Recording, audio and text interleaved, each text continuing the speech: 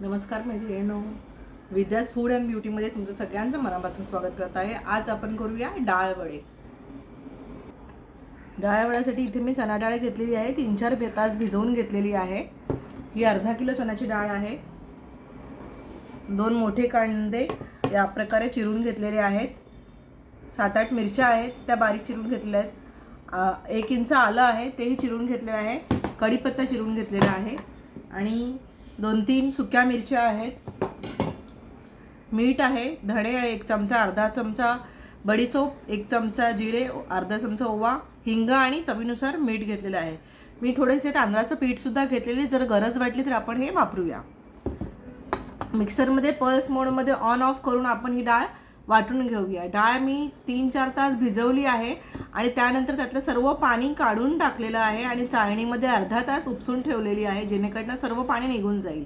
आणि मिक्सरमध्ये आपल्याला पूर्ण वाटून नाही घ्यायचं, ऑन ऑफ करत बंद चालू करत करत ते अशी भरड अशी ती वाटून घ्यायची आहे. आणि त्यातले थोडेसे दाणे मी असे बाजूला काढून घेतलेले आहेत तिथे, आणि बाकीचे हे सगळे आपण दळून घेणार आहोत आता. आणि त्याचबरोबर मिरच्या, धणे, जिरे, बडीशोप आणि ओवा हे सुद्धा मिक्सरला आपण एकदा फक्त एक छोटासा गरका मारून घेणार आहोत. डाळ आपण अशी वाटून घेतलेली आहे. आता त्याच्यामध्ये आपण ह्या सगळ्या वस्तू मिक्स करून घेऊया. हा जो मसाला आहे, सुक्या मिरच्या, बडीशोप, धणे, जिरे आणि ओवा, तो मी आता इथे घालून घेते. त्याचबरोबर कांदे असे आपण थोडेसे मोकळे करून टाकूया. आलं,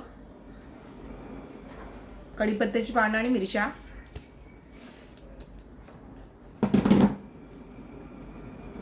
आणि मीठ, आणि हे सगळं आपण मिक्स करून घेऊया. आणि थोडंसं आपण हे तांदळाचं पीठ सुद्धा नंतर मिक्स करूया बाइंडिंगसाठी.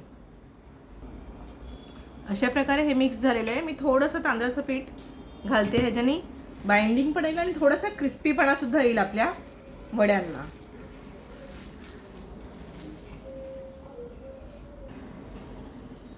इथे आपलं बॅटर मिक्स करून झालेलं आहे. हाताला थोडंसं तेल लावून घेऊन आपण वड्यांचा शेप देऊया.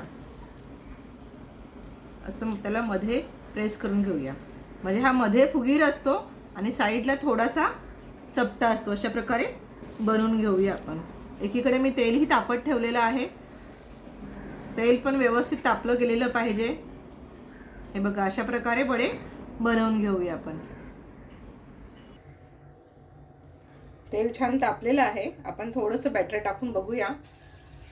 छान त्याला बॅटर आपलं वर आलेलं आहे बघा, म्हणजे आपलं तेल व्यवस्थित तापलेलं आहे.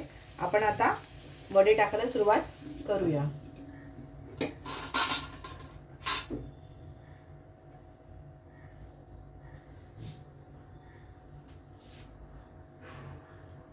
असे वडे एका बाजूने टाकायला सुरुवात करूया. आपल्या कढईत जेवढे राहतील तेवढे आपण वडे घालूया. एका टायमाला साधारण 4-5 वडे या कढईत राहतील, त्या अंदाजे मी घालते इथे.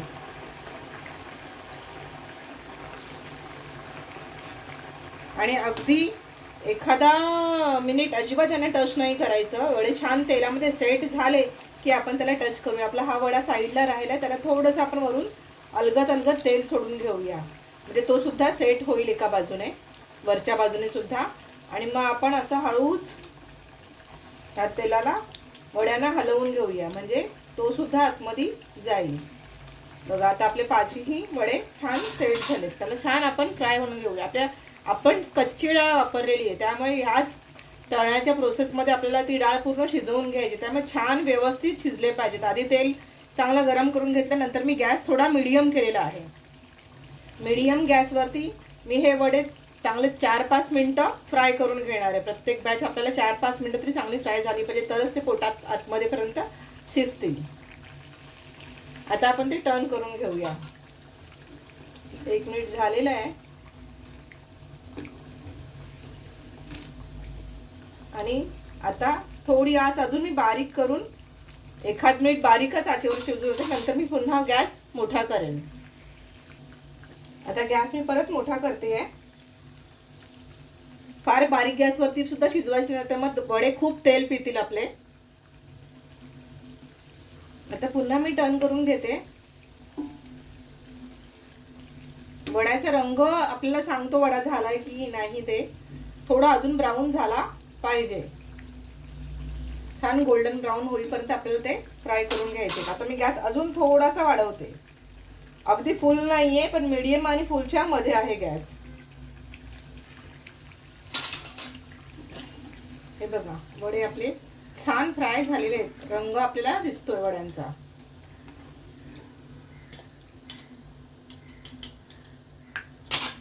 आपण आता नेक्स्ट बॅच सुद्धा फ्राय करत टाकूया. पुन्हा एकदा हातावर थोडेसे ते प्रेस करून मग टाकायचे.